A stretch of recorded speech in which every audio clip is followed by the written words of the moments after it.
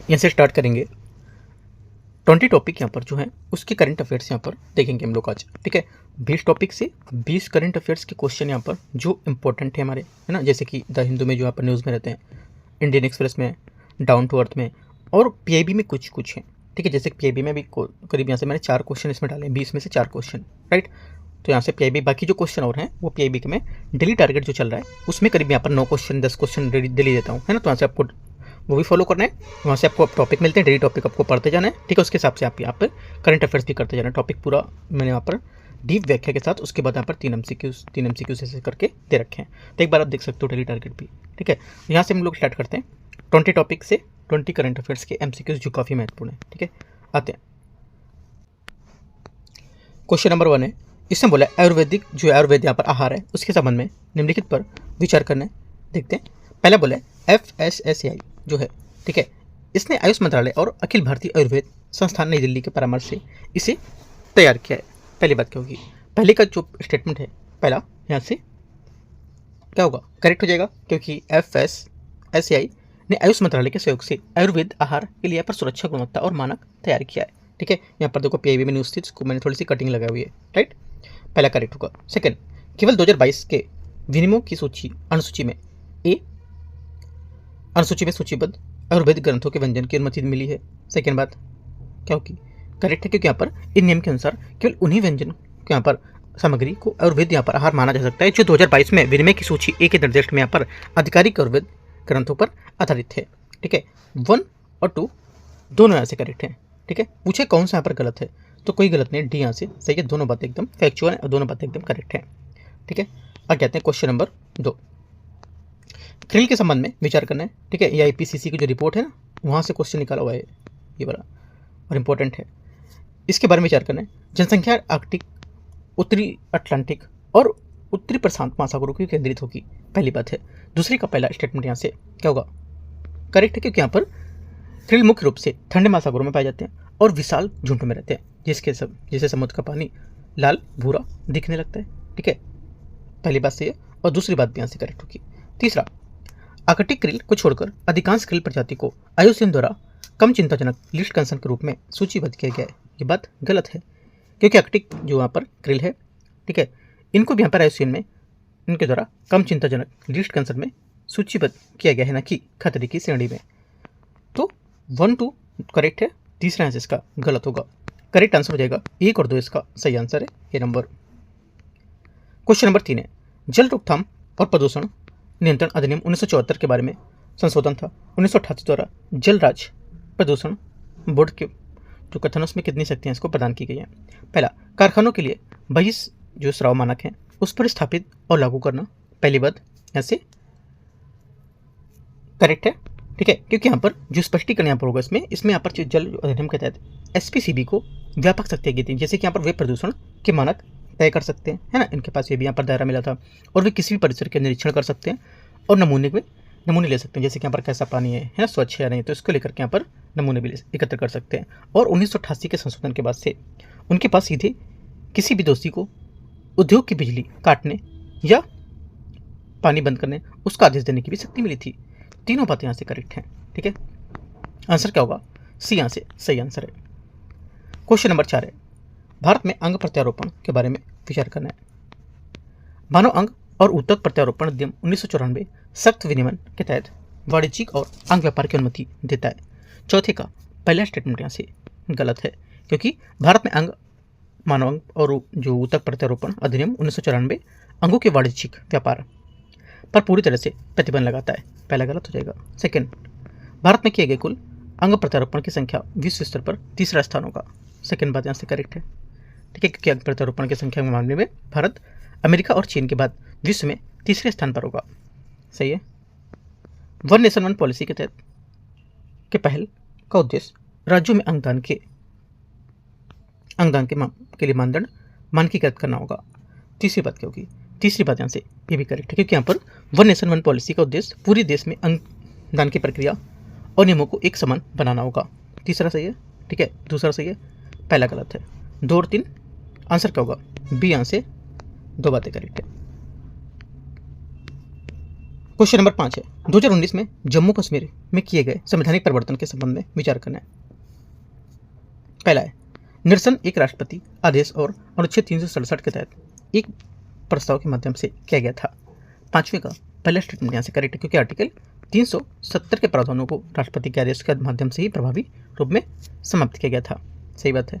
Second, Ladakh को एक विधानसभा के साथ केंद्र शासित प्रदेश के रूप में बनाया गया है। सेकंड बात गलत है क्योंकि लद्दाख को एक केंद्र शासित प्रदेश बनाया गया लेकिन बिना विधानसभा, ठीक है, विदाउट लेजिस्लेचर, ये बात गलत हो जाएगी। वन सिर्फ करेक्ट है।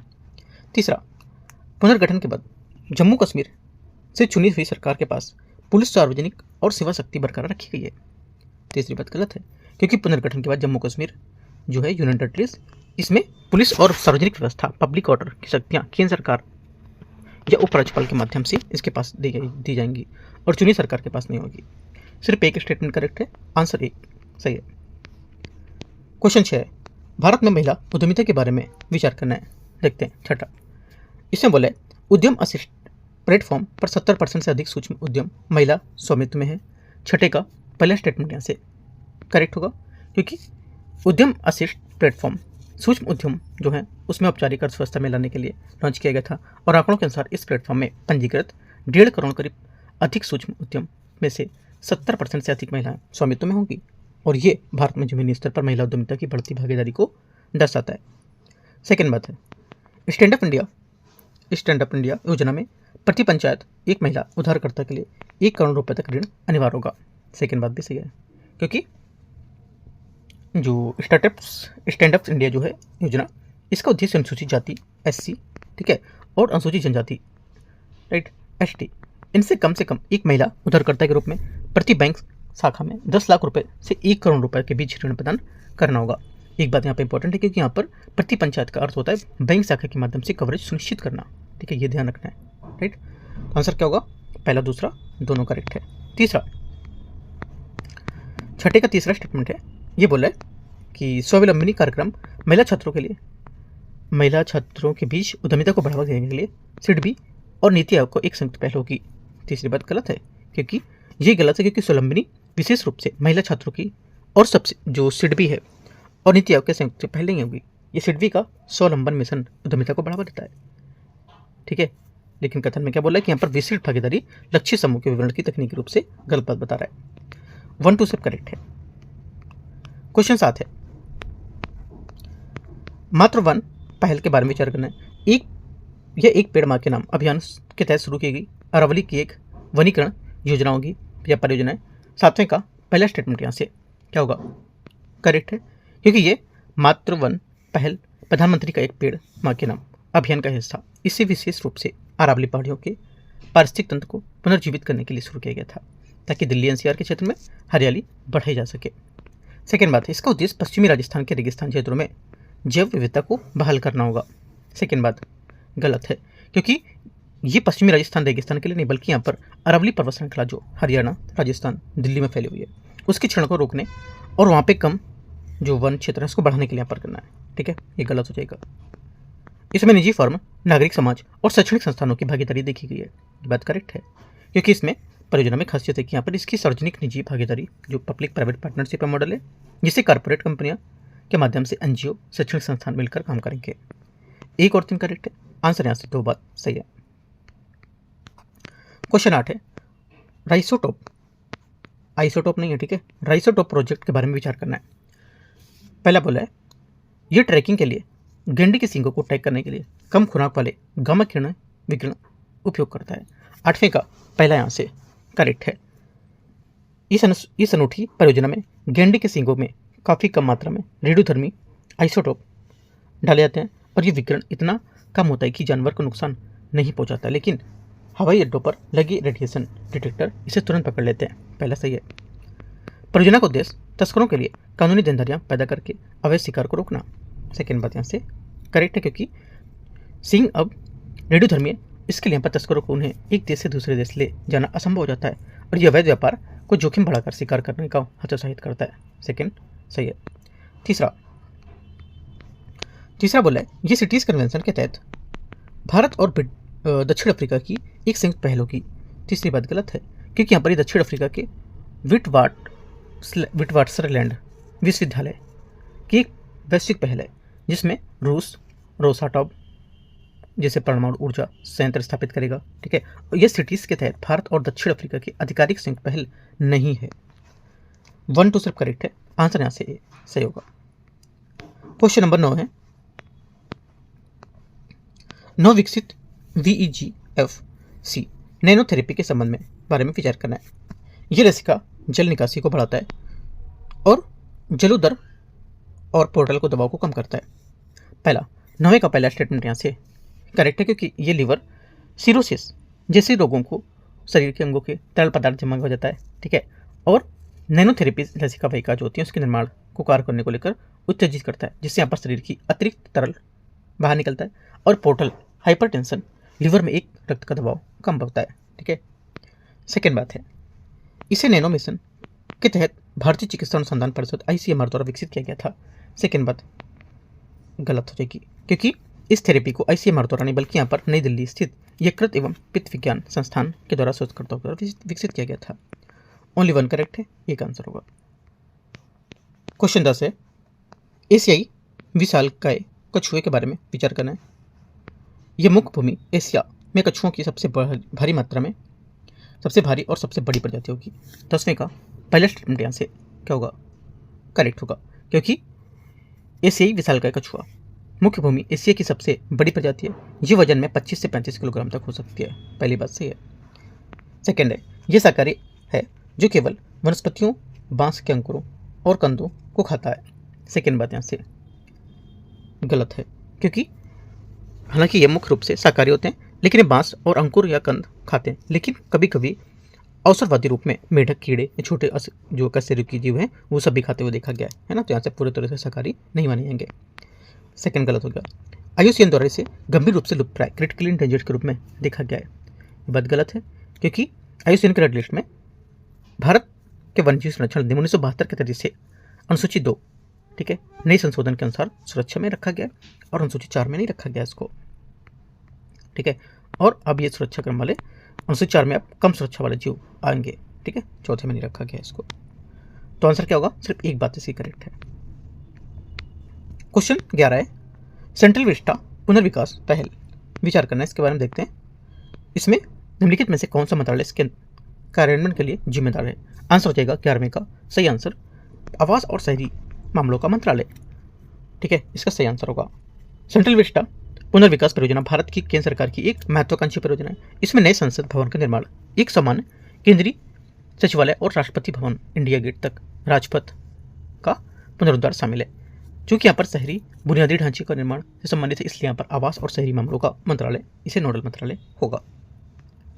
क्वेश्चन 12 है,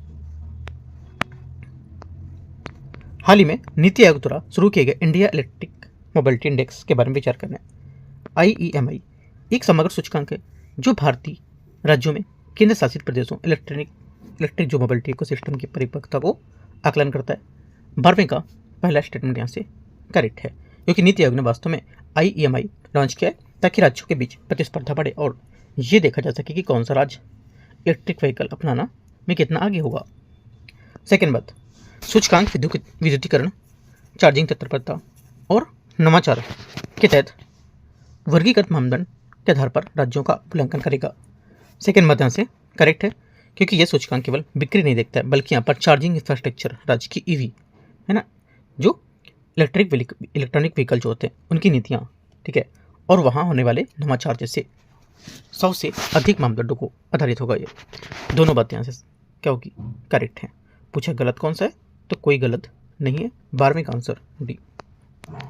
क्वेश्चन 13 है, इसरो के होप एनालॉग मिशन के बारे में विचार करना है। होप एक उपग्रह आधारित मिशन है जिसे चंद्र स्थित लूनार कंडीशंस का अनुकरण करने के लिए श्रीहरिकोटा से लॉन्च किया गया है।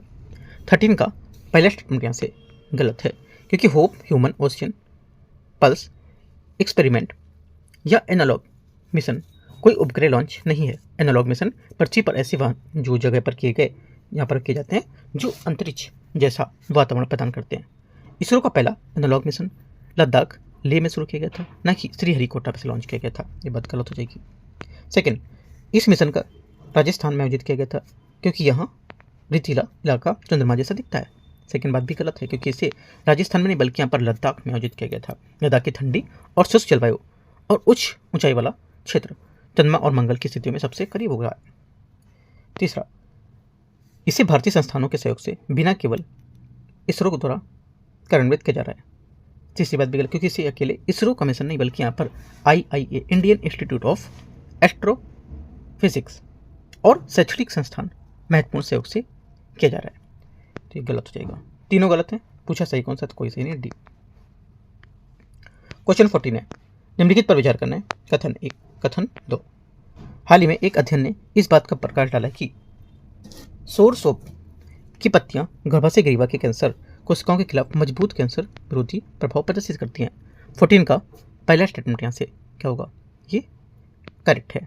ठीक है, क्योंकि हाल ही शोध में जैसे बनारस हिंदू विश्वविद्यालय BHU के अध्ययन ने पुष्टि की है कि सोरसोप हनुमान फल जिसको बोलते हैं कभी कभी, ठीक है, इसकी पत्तियों में ऐसे तत्व होते हैं जो गर्भाशय ग्रीवा कैंसर की कोशिकाओं को नष्ट कर सकते हैं। सही बात है। सेकेंड बात है, आपसे क्वेश्चन पूछ सकता है हनुमान फल के बारे में विचार करना है, ऐसे करके सोरसोप या हनुमान फल के बारे में विचार करना है, ऐसे करके देगा आपको। ठीक है, सेकेंड पॉइंट है, पत्तियों में रहने वाले एंडोफाइटिक कवक बायो एक्टिव गुण होते हैं जो कैंसर कोशिकाओं को विकास को दबाते हैं। सेकेंड बात यहाँ से ये भी करेक्ट है।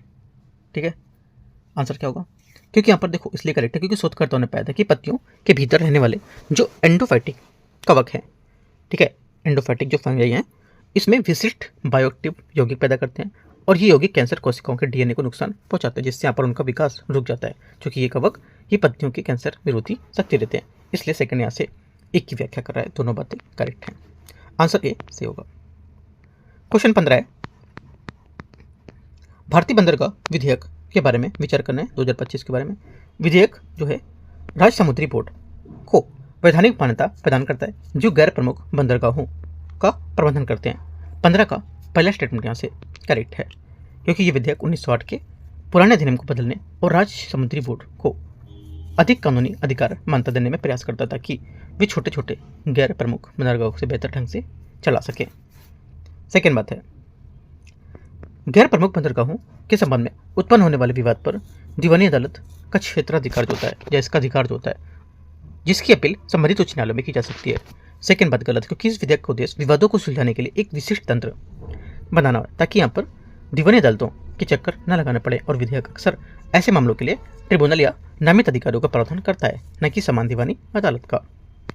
तीसरा है, विधेयक बंदरगाहों के लिए मार्पोल और बैलेस्ट वाटर मैनेजमेंट कन्वेंशन जैसे अंतर्राष्ट्रीय जो सम्मेलन है उसका पालन करना अनिवार्य बनाता है। तीसरी बात करेक्ट है, क्योंकि ये विधेयक भारत ने बंदरगाहों को अंतर्राष्ट्रीय मानक के अनुरूप बनाने के लिए वैश्विक पर्यावरण संधि मार्पोल समुद्री प्रदूषण रोकथाम है जो, और बैलेस्ट वाटर मैनेजमेंट जहाजों को गंदे पानी के जो विविधता वाला खतरा है, इसको बोलते हैं क्या, बैलेस्ट वाटर मैनेजमेंट, इसको लागू करना अनिवार्य बना चाहिए। ठीक है, ये बात करेक्ट है। 1 और 3 करेक्ट है, 2 बातें सही हैं। क्वेश्चन 16 है, नॉन स्टिक पेन की तुलना में कास्ट आयरन ढलवां लोहा के बर्तनों के क्या फायदे होंगे। आंसर हो जाएगा 16 का। इसका फायदा है कि जब आप भोजन में प्राकृतिक रूप से आयरन लोह तत्व को बढ़ाना, सही बात है, क्योंकि जब आप यहाँ पर कास्ट आयरन के बर्तन में खाना पकाते हैं तो लोहे की सूक्ष्म मात्रा भोजन में मिल जाती है जो शरीर को हीमोग्लोबिन स्तर को सुधारने में मदद करेगी। इसलिए डॉक्टर क्या बोलता है, जिसको ब्लड की कमी होती है तो उस टाइम पे जो लोहे की यहाँ पर चीज़ों में खाना बनाने के लिए, लोहे की कढ़ाई में बनाने के लिए ना, तो ये बात करेक्ट हो जाएगी। समान ताप वितरण के साथ साथ रसायन मुक्त खाना होता है, खाना पकाना होता है। सेकेंड बात भी सही, क्योंकि नॉनस्टिक पैन अक्सर टेफ्लॉन या PFOA जैसे रसायन है उसका लेप होता है जो अधिक गर्म होने पर हानिकारक धुआं छोड़ देता है, और कास्ट आयरन पूरी तरह से रसायन मुक्त होते हैं और लोहे की मोटाई के कारण गर्मी को समान रूप से फैलाता है। दोनों बातें सही है। सफाई में आसानी होती है, तीसरी बात भी पे गलत हो जाएगी, क्योंकि नॉनस्टिक पैन साफ करना काफ़ी आसान होता है, भोजन चिपकता नहीं है ना। इसके विपरीत यहाँ पर जो कास्ट आयरन है उसमें क्या होता है, उसकी देखभाल थोड़ी कठिन होती है, इसलिए ज़्यादातर लोग यूज नहीं करते हैं इसको, है ना। इसी सीजनिंग यानी तेल की परत चढ़ाने की आवश्यकता होती है, जिन्हें साबुन या डिश वाटर से धोने के बाद भी प्राकृतिक नॉनस्टिक के गुण नष्ट हो जाते हैं। ठीक है, तो ये बात याद रखना है। तीसरा गलत होगा, सफाई में आसान नहीं है। 1 2 सब करेक्ट है, ए आंसर सही होगा। क्वेश्चन 17 है, 17 अभ्यास सिलिनेक्स 25 के बारे में विचार करना है। अभ्यास सिलिनेक्स 25 क्या है। पहला बोला है, ये भारत, श्रीलंका और नेपाल के बीच एक त्रिपक्षीय सैन्य अभ्यास है। 17 पहला श्रीलंक्स क्या होगा, भारत श्रीलंका है ना के बीच एक द्विपक्षीय, गलत हो जाएगा, द्विपक्षीय नौसेना का अभ्यास होगा, और नेपाल एक भू आबद्ध देश है, उसकी कोई नौसेना नहीं है, इसलिए यहाँ पर ये बात गलत हो जाएगा, उसमें शामिल नहीं हो सकता है। तीसरा है श्रीलंक्स का 12वां संस्करण कोलंबो में आयोजित किया गया था, सेकेंड बात यहाँ से गलत होगी, क्योंकि 2024-25 के आसपास संस्करण के स्थान बदल सकते हैं, लेकिन आमतौर पर यह अभ्यास बारी बारी से कोलंबो और विशाखापट्टनम में आयोजित होता है ना। ये किसी विशिष्ट हालिया अपडेट के स्थान अलग अलग हो तो भी त्रिपक्षीय वाला भाग गलत बना देगा, ये बात गलत हो जाएगी। 2 बात यहाँ से गलत है, आंसर डी। 18 भारत को उपराष्ट्रपति निर्वाचन के संबंध में विचार करना है। उपराष्ट्रपति का चुनाव एक निर्वाचन मंडल द्वारा किया जाता है, जिसमें संसद उनके निर्वाचित और मनोनीत सदस्य शामिल होते हैं। 18 का पहला स्टेटमेंट यहाँ से करेक्ट है, क्योंकि यहाँ पर राष्ट्रपति के चुनाव के विपरीत उपराष्ट्रपति के निर्वाचन मंडल में संसद मतलब राज्यसभा और लोकसभा उसके निर्वाचित मनोनीत दोनों सदस्य भाग लेते हैं, इसमें राज्य विधानसभाओं के सदस्य शामिल नहीं होते हैं। दूसरा है अनुच्छेद 84 के अनुसार उम्मीदवारों को राज्यसभा की सदस्यता के लिए लागू सभी योग्यताओं को पूरा करना आवश्यक होगा, सेकेंड बात सही है, क्योंकि उपराष्ट्रपति बनने के लिए उम्मीदवार को राज्यसभा के सदस्य चुने जाने की पात्रता रखनी चाहिए अनुच्छेद 66 और 84 के संदर्भ में। तीसरा है उपराष्ट्रपति के चुनाव से संबंधित किसी भी विवाद का निपटारा भारत के सर्वोच्च न्यायालय सुप्रीम कोर्ट द्वारा किया जाएगा, ये भी बात करेक्ट है। आर्टिकल 71 के तहत राष्ट्रपति और उपराष्ट्रपति के चुनाव से जुड़ी किसी भी संदेह या विवाद की जांच केवल सुप्रीम कोर्ट द्वारा ही किया जाएगा आर्टिकल 71 के तहत। तो ये सब बातें तीनों याद रखनी है। आंसर 18 का 1, 2 और 3 है ना, तीनों करेक्ट है। क्वेश्चन नंबर 19 जलकुंभी जो है उसके बारे में विचार करना है। ये दक्षिण अमेरिका का मूल निवासी है और इसे औपनिवेशिक शासन दौरान भारत लाया गया था। 19 का पहला स्टेटमेंट यहाँ से करेक्ट है, क्योंकि यह मूल रूप से अमेजन बेसिन दक्षिण अमेरिका का पौधा है और इसके सुंदर फूल के कारण इसे अंग्रेज इसे भारत लाए थे, पहली बात करेक्ट है। इसके तेजी से फैलने के कारण बंगाल का आतंक उपनाम दिया गया है, सेकेंड बात इसे क्योंकि बंगाल का आतंक कहा जाता है क्योंकि ये पानी की सतह को पूरी तरह से ढक देता है, जिससे पानी में ऑक्सीजन की कमी हो जाती है और मछलियाँ मर जाती हैं, ठीक है। ये पानी में मीथेन अवशोषित करके कार्बन उत्सर्जन को कम करता है। तीसरी बात गलत है, क्योंकि ये मीथेन को अवशोषित नहीं करता है, बल्कि जब ये जल निकाय में मर कर सड़ता है तो ये ऑक्सीजन सोख लेता है और कार्बन डाइऑक्साइड और मीथेन ग्रीन हाउस गैस उत्सर्जन का कारण बन सकती है और ये पारिस्थितिक तंत्र के लिए हानिकारक है। बहुत इंपॉर्टेंट क्वेश्चन है, यहाँ से क्वेश्चन यूपीएससी इस बार पूछ सकता है। बहुत ज़्यादा न्यूज़ में था जलकुंभी, ये जो इन्वायरमेंट की जो मैगजीन आती है वहाँ पे भी है, ठीक है, जो ऑफिशियली निकल जाती है, आईपीसीसी की report, right, down to earth magazine, Indian Express, सब में न्यूज़ में था ये जलकुंभी, ठीक है। तो अच्छे से पढ़ना है कि एक पॉइंट यूपीएससी यहाँ से घुमा सकता है इससे, ठीक है। आंसर क्या होगा, 1, 2 करेक्ट है। क्वेश्चन नंबर 20 है हाल ही में विकसित ई कोली है ना, ई कोली आधारित बायोस सेंसर जो है इसके बारे में ये बोला कि इसे हानिकारक रसायनों का पता लगाने के लिए सीधे इलेक्ट्रॉनिक आउटपुट प्रदान करने हेतु तैयार किया गया। 20 का पहला स्टेटमेंट यहाँ से करेक्ट है, क्योंकि वैज्ञानिकों ने ई कोली बैक्टीरिया को एक तरह का मॉडिफाई किया है। जब वह किसी विशिष्ट प्रदूषक के संपर्क में आता है तो एक रासायनिक संकेतक छोड़ता है, जिसे इलेक्ट्रोड के माध्यम से सीधे डिजिटल या इलेक्ट्रॉनिक सिग्नल में बदला जा सकता है, पहली बात सही है। यह WHO द्वारा निर्धारित स्वीकार सीमाओं से कम सांद्रता पर भी मरकरी आयनों का पता लगा सकता है, सेकेंड बात करेक्ट है, क्योंकि ये बायोसेंसर अत्यंत संवेदनशील है, ठीक है। और ये पानी में पारा मरकरी जो होती है, जिसे भारी धातुओं का पता उन स्तरों पर भी लगा सकता है जो WHO द्वारा निर्धारित सुरक्षा सीमाओं के काफ़ी नीचे है और जो जल प्रदूषक की त्वरित निगरानी की क्रांतिकारी तकनीक है, ठीक है। आंसर क्या होगा, 1, 2 दोनों करेक्ट है, 1 और 2 सी यहाँ से सही आंसर होगा, सही पूछा है। तो इस टाइप से यहाँ पर क्या करना है आपको, देखो जितने भी यहाँ पर चीज़ है एक एक क्वेश्चन आपको 20 क्वेश्चन का टॉपिक अच्छे से कवर कर जाना है, जितने भी टॉपिक यहाँ पर आए, ठीक है, जितने भी करंट के टॉपिक आ रहे हैं इनको अच्छे से चीज़ों को लिखते जाना, पॉइंट बाय पॉइंट मैंने आपको समझाया, राइट। देखो जितने भी क्वेश्चन करते आ रहे हैं उनको आपको कहीं पर पॉइंट करके जो चीज़ भूल है उनको लिख लेना है, क्योंकि एग्जाम अभी 1 महीने एग्जाम का पूरा पड़ा हुआ है ना, 1 महीने प्लस है, तो यहाँ से चीज़ों को भूलो नहीं, इसलिए यहाँ पे चीज़ों को अपने लिखते जाना, पॉइंट करते जाना, ठीक है, टॉपिक लिखते जाना, है ना, चीज़ों को। जैसे कि आप 20 क्वेश्चन लिखे, 20 क्वेश्चन के बाहर एक पेज लो, टॉपिक लिख दो कौन कौन से टॉपिक के बाहर, तो आप जब पढ़ोगे इनको तो बाहर टॉपिक आपको दिख जाएंगे कौन कौन से टॉपिक के अंदर क्वेश्चन है, MCQs यहाँ पर, ठीक है। तो पूरा ऐसा बना सकते हो अपना सेट, और यहाँ पर फॉलो कर सकते हो टेलीग्राम चैनल, और यहाँ से इसको भी फॉलो कर सकते हो डेली, ठीक है। शेयर भी कर सकते हो अपने दोस्त लोगों को जो भी यहाँ पर तैयारी कर रहे हैं, राइट।